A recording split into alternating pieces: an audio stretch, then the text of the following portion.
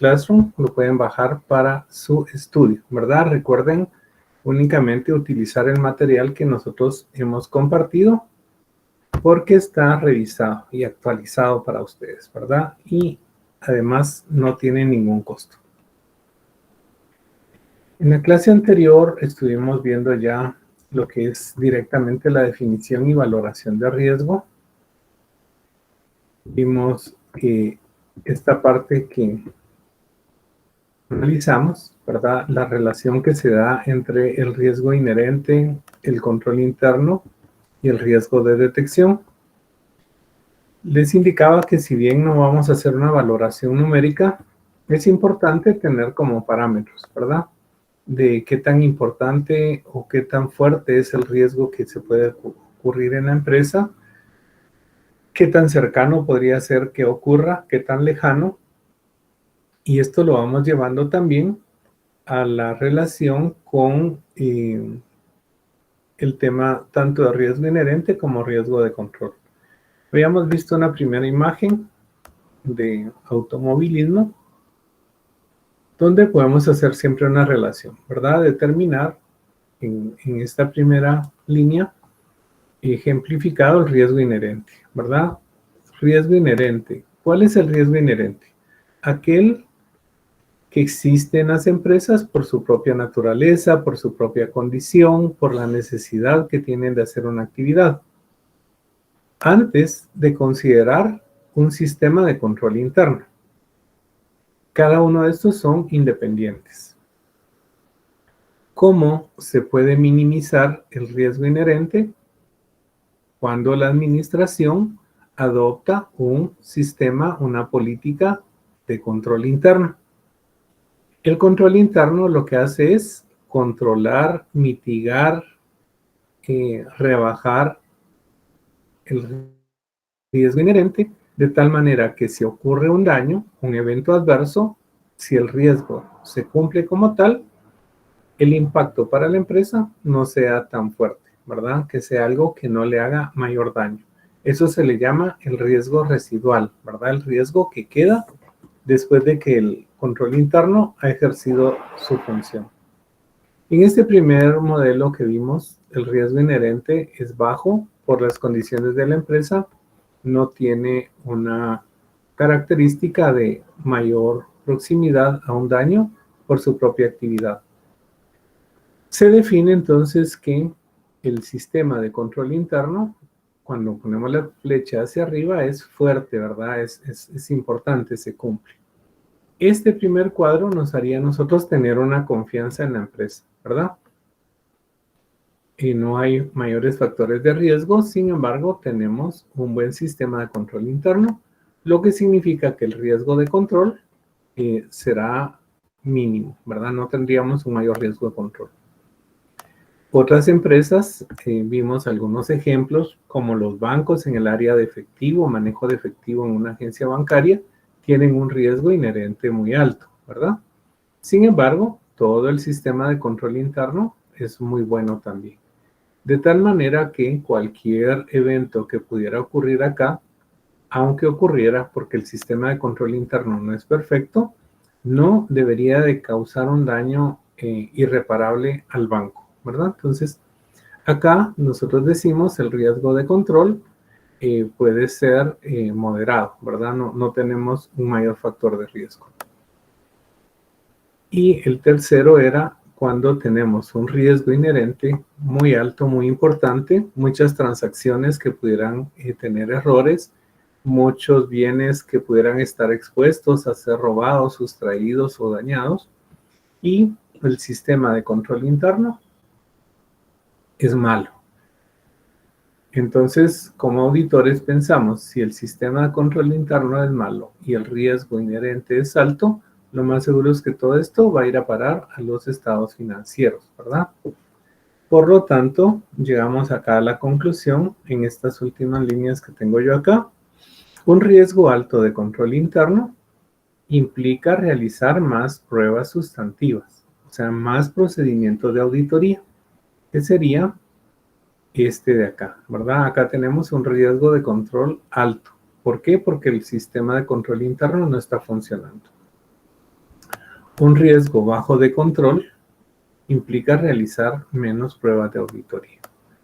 En este caso, el riesgo de control puede ser bajo porque el sistema de control interno está muy bien establecido, ¿verdad? Siempre me gusta retomar lo que hemos platicado por si se me durmieron en algún momento en la plática de la clase. ¿Algún comentario?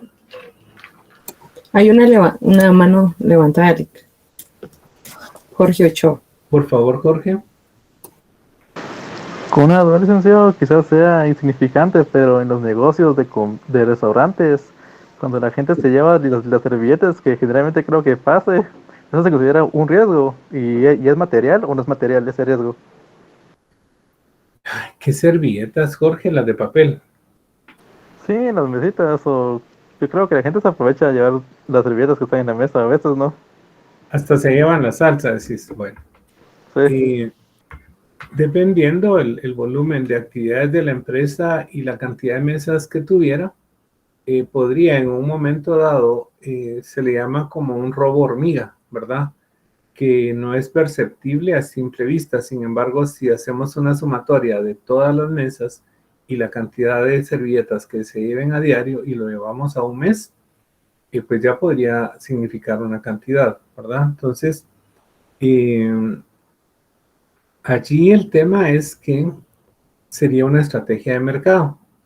Si nosotros dijéramos, por ejemplo, solamente vamos a colocar una servilleta por cada persona. Imagínense que es una venta, a mí se me ocurre de tacos. Yo si como tacos me mancho hasta los codos. Entonces necesito servilletas. Entonces si a mí me dicen, mire, aquí están sus tacos y una servilleta, yo me voy a sentir incómodo, ¿verdad? Entonces posiblemente en una segunda oportunidad yo diría, mejor no voy ahí porque no me dieron servilletas y me sentí incómodo de haberme ensuciado tanto. Entonces, podría ser un factor que, en lugar de considerarlo como un robo, podría considerarse como un costo, ¿verdad? Entonces, si los tacos son buenos, tienen demanda y la gente, aunque se robe las servilletas, es parte del servicio, yo las incluyo como parte del costo. Y yo ya tengo presupuestado que la gente se va a llevar o va a usar demasiadas servilletas, ¿verdad? Entonces, como auditores no sería recomendable decir, mire, mejor ya no den servilletas o pongamos un candado al servilletero, por ejemplo, ¿verdad? Hasta se vería mal. Entonces, es de evaluar, ¿verdad? Pero en volúmenes altos podría tener un impacto, ¿verdad? Sin embargo, hay que analizarlo como gestión de negocio. Gracias por tu pregunta, Jorge. ¿Alguien más? Jacqueline Torres levantó la mano, Eric. Por favor, Jacqueline. Buenas tardes, licenciados. Respecto al comentario que había hecho el compañero, no sé si lo entendí bien con la explicación que usted dio. Sería como que ya dentro del precio de lo que nos están vendiendo, ya estaría incluido la previsión, por decirlo así, de que algo que pues tal vez uno no es lo que uno está vendiendo, pero solo como prever, por decirlo así, dentro del precio. Así es. Ok, gracias, Lick. Primero, porque puede ser necesario, ¿verdad? Por el tipo de negocio que tengas. Y segundo, porque es difícil que podamos poner un control para que la gente no se lleve las servilletas. Tendríamos que, y aquí se recuerdan cuando hablamos de cómo se implementa un sistema de control interno.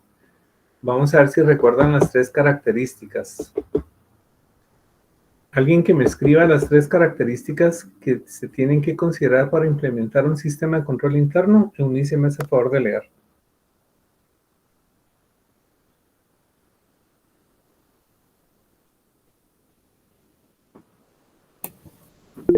¿No hay? Ya hay un comentario, Eric. A ver, escuchemos. Brittany Chacón, planificación. Son 3 aspectos que tenemos que considerar para implementar un sistema de control interno. Planificación no es. A ver. Jorge No Ochoa. sería, perdón. Te escuchamos, compañera, y después Eunice.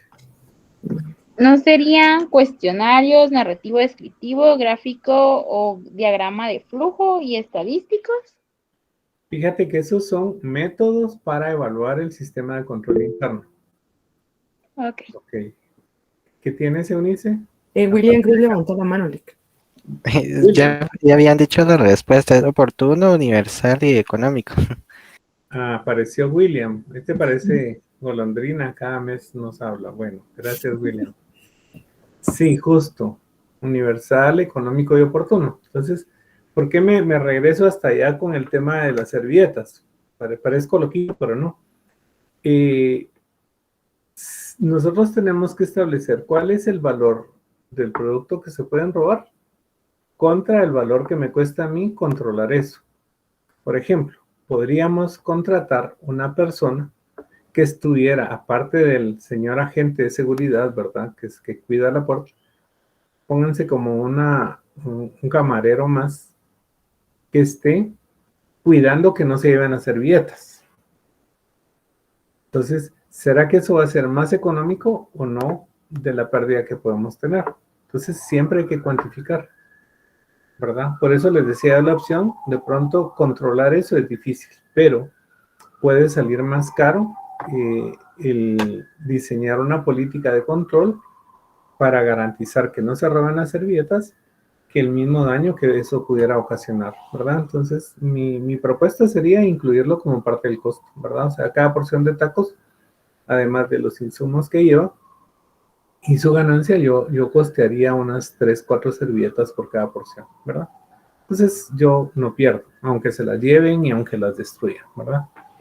Gracias por sus comentarios. Y justo esa es la respuesta que nos dijo estimado Will. Bueno, aquí estuvimos hablando ya del riesgo de detección, ¿verdad? Acá les puse yo el ejemplo de hacer una toma de inventarios, ¿verdad? Cuando dijimos que nuestro personal de auditoría se habían puesto borrachitos, ¿verdad? Y no habían hecho nada. Alguien me mencionaba en los procedimientos de auditoría hacer confirmaciones con terceros. Entonces, ese es un aspecto que es importante. Pero, ¿qué pasa si las cartas de confirmación no llegan? ¿Qué pasa si la empresa o nosotros utilizamos un sistema de correo, el más barato, y por ser barato no nos garantiza la entrega? ¿Qué pasa si el sistema no es confiable, pedimos una boleta de confirmación de entrega y únicamente alguien llena las boletas con algún escrito, ¿verdad? Alguna firma por ahí y nos hace ver que entregó las cartas? Ese sería un riesgo de detección. ¿Por qué razón? Porque la persona a quien le enviamos la carta nunca la va a recibir y por lo tanto nunca nos va a confirmar. Entonces llegaríamos al final de la auditoría después de haber circularizado, enviado 50 cartas y no hubiera regresado ninguna. Como auditores podríamos decir, bueno, yo cumplí con mi trabajo de enviarlas. Si no me contestan, no es problema mío. Pero acá dice, sí es problema del auditor, porque usted tiene que confirmar la fuente. Para eso se envió una carta de confirmación. ¿Qué significa esto entonces? Que el auditor, para evitar este riesgo de detección, tiene que utilizar todos los procedimientos y formas que estén a su alcance para llegar a obtener la prueba que habíamos hablado como evidencia, ¿verdad? Entonces, en el ejemplo que vamos a tener a continuación, vamos a poder indicar estos dos tipos de riesgo gráficamente. Del riesgo de detección, vamos a ver que existe un riesgo de análisis sustantivo. El análisis sustantivo nos permite a nosotros determinar la razonabilidad de las cifras de los saldos, ¿verdad? Habíamos hablado alguna vez de hacer una prueba de inventarios donde tenemos saldo inicial, más compras, menos ventas, llegamos a un saldo final. Eso podemos hacer pruebas contra facturas, contra despachos, contra pólizas de importación. Nos ayuda a determinar lo sustantivo del saldo. ¿Qué pasa, digamos, con el riesgo de detección de análisis sustantivo? Es el ejemplo que habíamos puesto, ¿verdad? Primero, seleccionar correctamente la prueba, en el caso de inventarios. Segundo, que la prueba se realice. Vimos que en inventario la prueba no se realizó. Ahí ya tenemos un riesgo de detección. Puede ser que elijamos correctamente la prueba, que la apliquemos, pero que no lleguemos a conclusiones asertivas, ¿verdad? Que no logremos tener una valoración de esa prueba. Y tenemos también un riesgo de muestreo. La sección 530 establece que podemos utilizar un método de muestreo. Entonces, el auditor perfectamente puede tomar una muestra de artículos para verificar el inventario.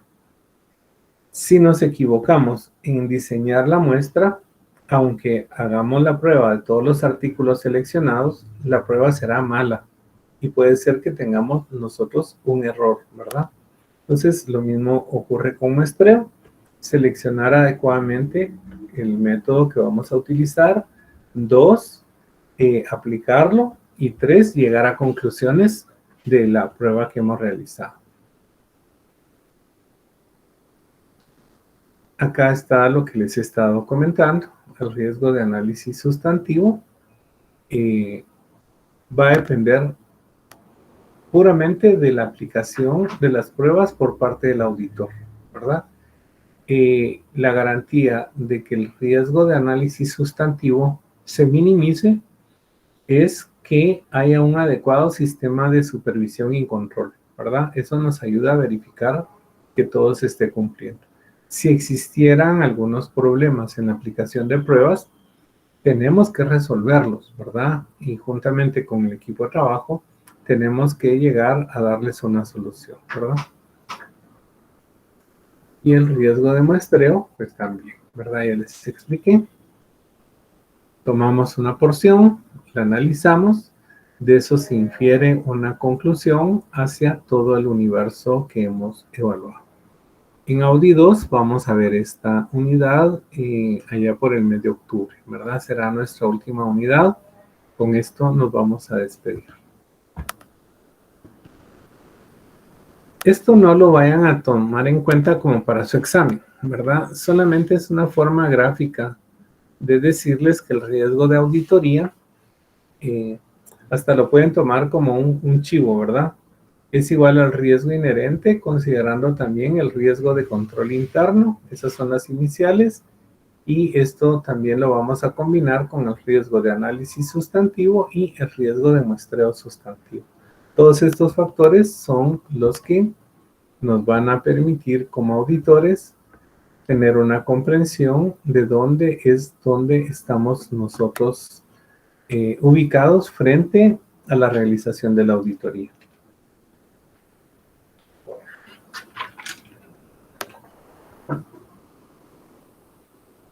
Y creo que viene este esquemita, quisiera que lo entiendan muy bien.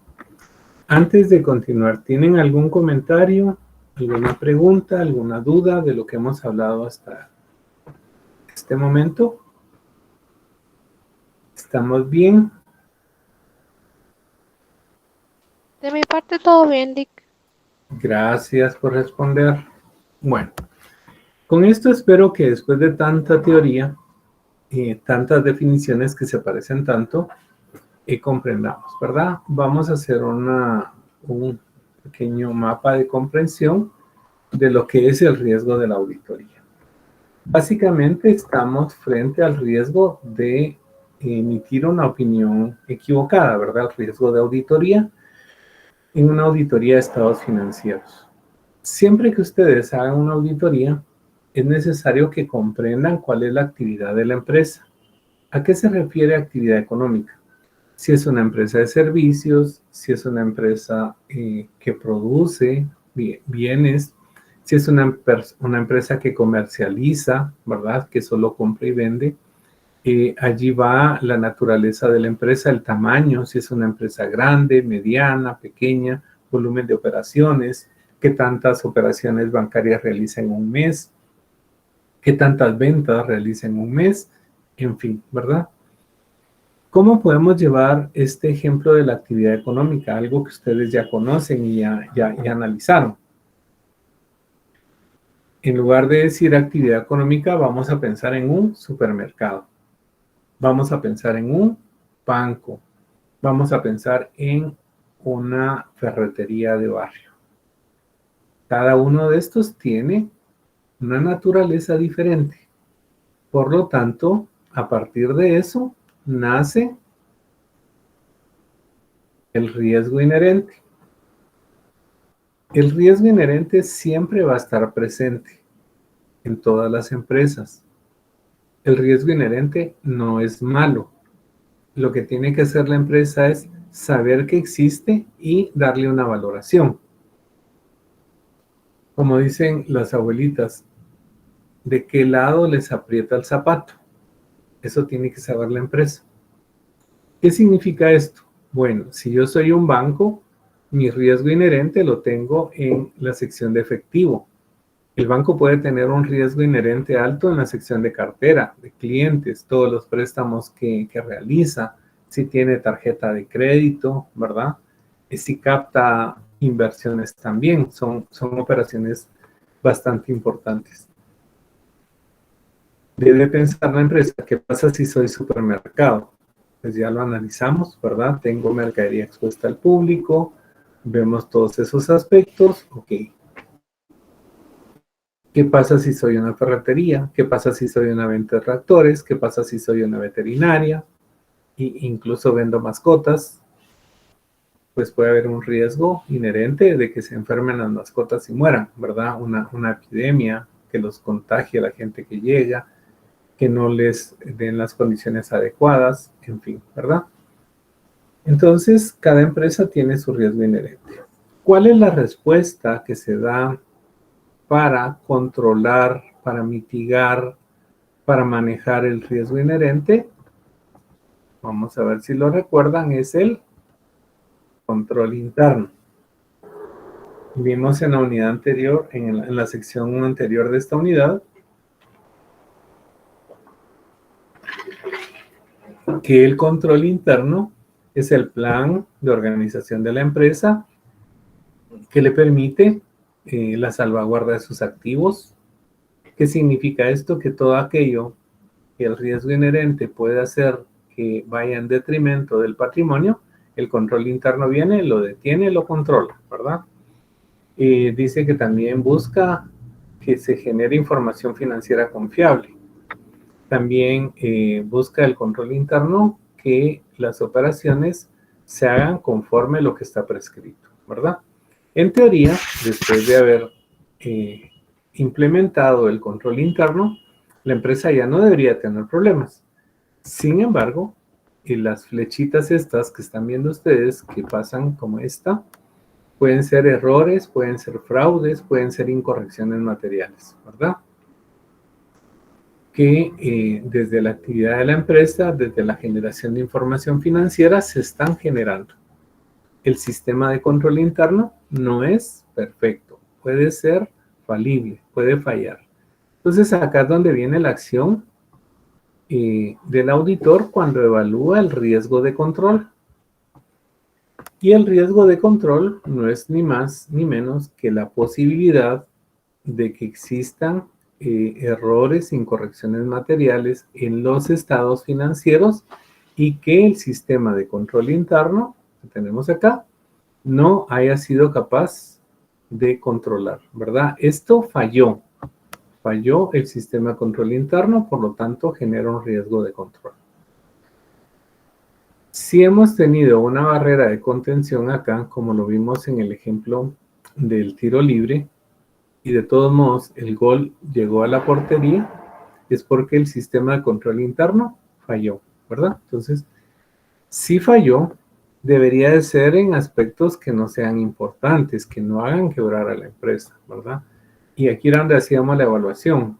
¿Cuál es su riesgo inherente? ¿Cómo está el sistema de control? Si este es alto y este es alto, deberíamos de encontrar un riesgo de control bajo, donde no deberían de haber mayores inconsistencias. Pero si este riesgo inherente es alto, hay muchos factores para que se cometan actos adversos y este no los deja pasar, pero no hace absolutamente nada. Acá vamos a tener mala información y un estado patrimonial muy deteriorado. Y acá entonces llega ya la siguiente acción, que son las pruebas de auditoría. Cuando realizamos nuestra auditoría, aplicamos pruebas, procedimientos, análisis, el inventario, la circularización de saldos, arqueos de caja chica. Si existieran todavía errores que vienen de todo este proceso, estas pruebas de auditoría deberían de ser capaces de detectarlas, ¿verdad? Si las detectamos, esto debería de tener un impacto en el informe, ¿verdad? Si las pruebas de auditoría, los procedimientos de auditoría fallan, se genera el riesgo de detección, ¿verdad? La posibilidad de que existan incorrecciones materiales y que los procedimientos del auditor tampoco los hayan podido detectar. Por eso se llama de detección, ¿verdad? Que se den cuenta. Por lo tanto, los estados financieros tendrían incorrecciones materiales. En otras palabras, estarían maquillados, ¿verdad? Se recuerdan de esa palabrita famosa. Entonces acá tenemos una pequeña línea divisoria donde los aspectos que vemos en la parte superior, de acuerdo a la actividad de la empresa, se genera el riesgo inherente, la empresa es la responsable del control interno, de la falla o no del control interno, genera el riesgo de control, esto es responsabilidad de la empresa, ¿verdad? Y a partir de ahí entra la responsabilidad del auditor. ¿Qué pasa entonces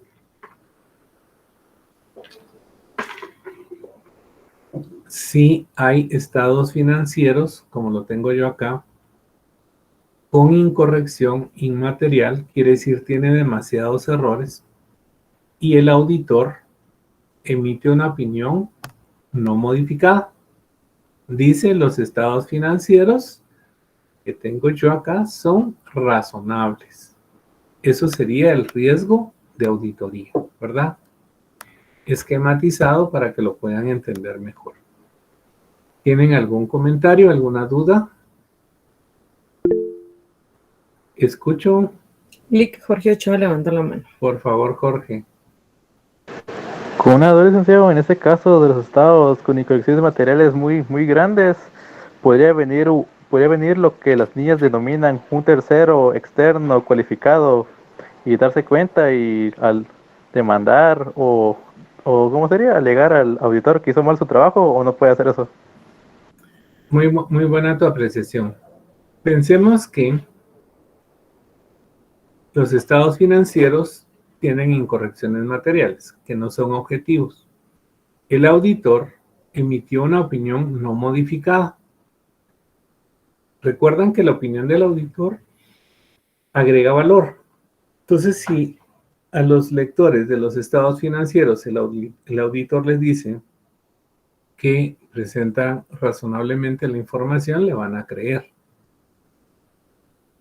Imaginemos que esta empresa con estados financieros incorrectos solicita un financiamiento y se lo dan, o la empresa solicita un préstamo y dan garantía de inventarios y se lo dan. La empresa no paga y luego quieren ir a rematar o a embargar los inventarios y estos no existen. Al decir el auditor que los estados financieros son razonables, es porque vio los inventarios, porque existen, porque son propiedad de la empresa. Entonces sería un engaño, ¿verdad? Creo que a eso se refiere Jorge. Acá sí podría una empresa en un momento dado actuar en contra del auditor, ¿verdad? Algún tercero que tenga algún daño derivado de la opinión del auditor, ¿verdad? Entonces tenemos que tener una comprensión de todo lo que está ocurriendo en la empresa para poder emitir nuestra opinión. Este es el resumen de lo que dice la norma, miren, presentado de otra manera y con otras palabras.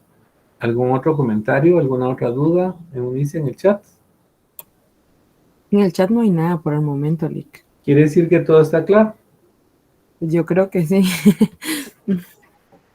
Quiero que creo que ya quieren su prueba, ¿verdad? Yo creo que sí, ansiosos están. La piden a gritos. Bueno.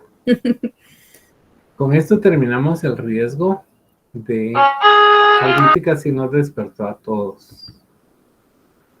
Este es el último de los tipos de riesgo que hemos estado considerando. Vimos un riesgo por asociación con el cliente, ¿verdad? El riesgo de sufrir un daño reputacional. Vimos el riesgo propiamente de la auditoría, emitir un informe inadecuado o inapropiado. Y el tercero es el riesgo de no cumplir las expectativas del cliente. Ahí vemos a una señora muy enojada, como que nos dice, mire, usted no me cumplió, ¿verdad? Básicamente es tener una buena relación y principalmente en el pacto que uno hace con la empresa, es ser muy claro, ¿verdad? No pactar algo que nosotros no vayamos a hacer o pactar algo que es lo que la empresa quiere que nosotros hagamos. Es posible que la empresa nos diga a nosotros, mire, yo quiero una auditoría de estados financieros porque me están robando en inventarios. Yo tendría que decirle con esta expectativa del cliente, fíjese que yo puedo hacer con mucho gusto la auditoría de estados financieros. Sin embargo, a usted lo que más le va a servir acá es una auditoría de control interno.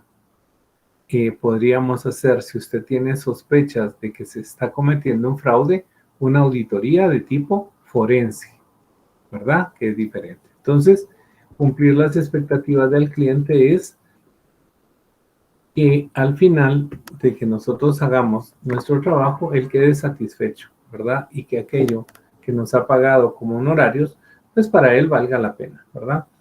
Perder un cliente significa también para nosotros un aspecto de mercado, ¿verdad? A veces por una mala atención, a veces por no atender una llamada, pues los clientes se molestan, ¿verdad?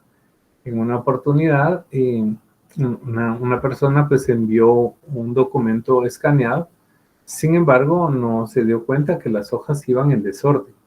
Entonces, por ejemplo, iba la hoja 1, la hoja 8, la 3, la 5 y así.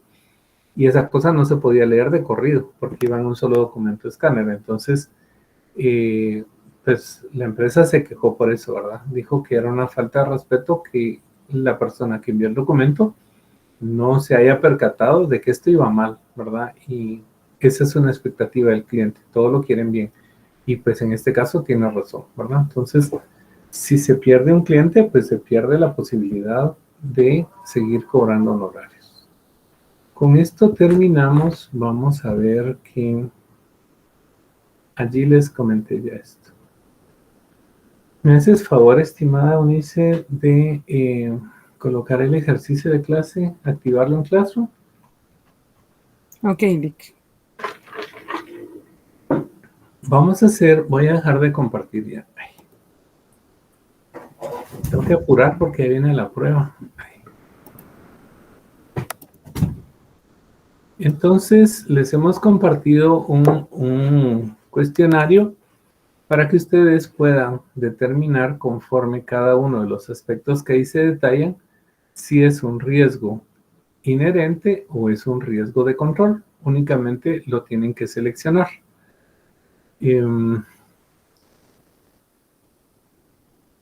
Cada respuesta correcta se van a ganar 2 Creda-Caudis, no son puntos efectivos, son Creda-Caudis. En esta segunda, de acuerdo con informes de auditoría interna, se hicieron pruebas, existencias de inventarios y se determinaron faltantes de producto.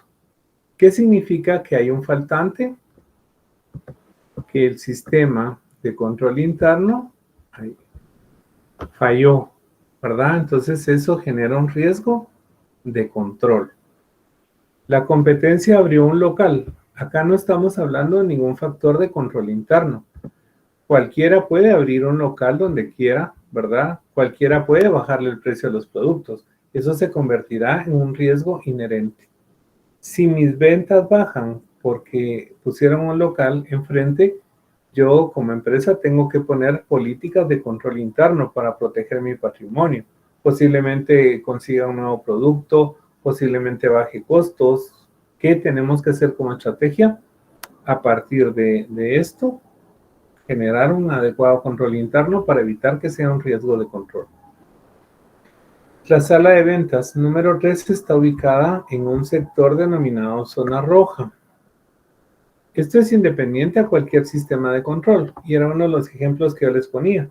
Puede ser que la empresa esté en una zona roja, pero tenga balcones, pero tenga agentes de seguridad, pero tenga ahí un montón de medidas, ¿verdad? Entonces, el simple hecho de considerar que está en una zona roja es un riesgo inherente. No se realizan conciliaciones bancarias en los últimos 6 meses. No se realizan. ¿Qué está fallando allí? El sistema de control interno. Entonces, esto se convierte en un riesgo de control, ¿verdad? Ya llevamos ahí la secuencia.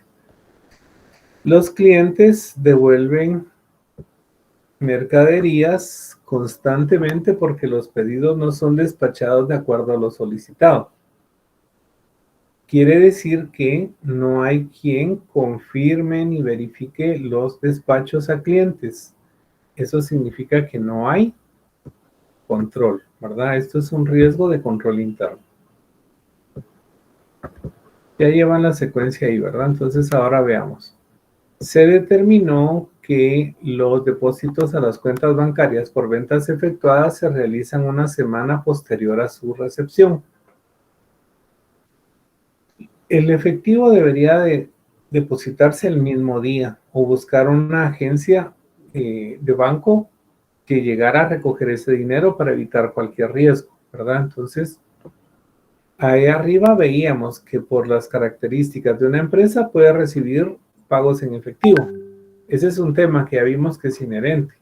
Pero acá el problema es que no están siendo depositados oportunamente. Quiere decir que el sistema de control interno está fallando, ¿verdad? No se realizaron los pagos de impuestos del año 2021. Eso significa que falló el sistema de control interno. Es habitual que tengan cuentas por pagar y por cobrar con las compañías relacionadas del grupo empresarial. Esto es habitual en muchas empresas, ¿verdad?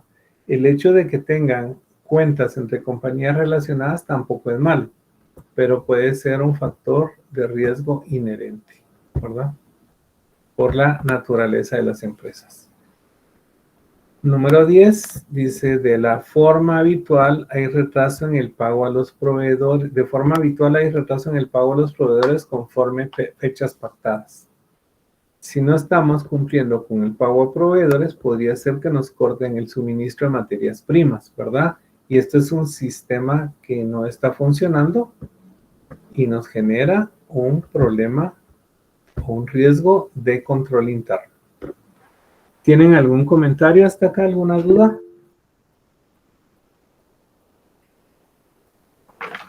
Jorge Ochoa Muy levantó la mano. muy poquito tiempo, Lick. Ni pensé en la última, ya solo puse respuesta para que no se cerrara ahí.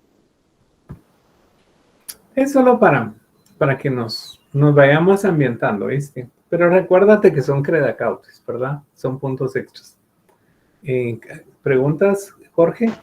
Licenciado, tengo una duda. ¿Esto de los riesgos inherentes y de control interno está relacionado o tiene relación con el matriz FODA, con las últimas 2 letras, con la D y O, respectivamente? FODA. Sí, con debilidades y amenazas, en todo caso sería con la A y D, disculpe. Sí, fíjate que sí lo podemos relacionar, ¿verdad? Cuando hacemos una evaluación estratégica. Sí lo podemos relacionar, ¿verdad? Pueden ser los mismos factores de riesgo o amenazas que se están dando, ¿verdad? ¿Alguna otra duda? ¿Comentario?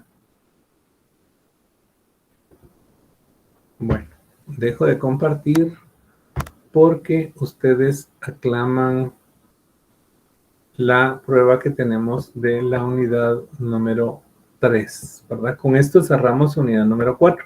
Esperamos que les hayan gustado todas las actividades que tenemos previstas, que hayan comprendido. Es un tema muy complejo, pero sin embargo, Creo que vamos muy bien, ¿verdad? Nos hemos esforzado para que aprendan.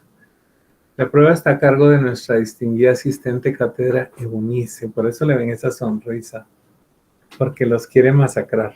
A la gran. Voy a dar las instrucciones y después pego el link. Por favor, por favor. La prueba consta de 20 preguntas, pero si se equivocan en 8 preguntas, automáticamente la prueba pues los va a sacar. Es de respuesta múltiple. Ustedes tienen que Seleccionar, sí, se me fue la palabra, la respuesta correcta. Y tienen 25 segundos para responder cada pregunta. Si no la responden, automáticamente los va a pasar a la siguiente pregunta. Entonces, ahora sí, voy a pegar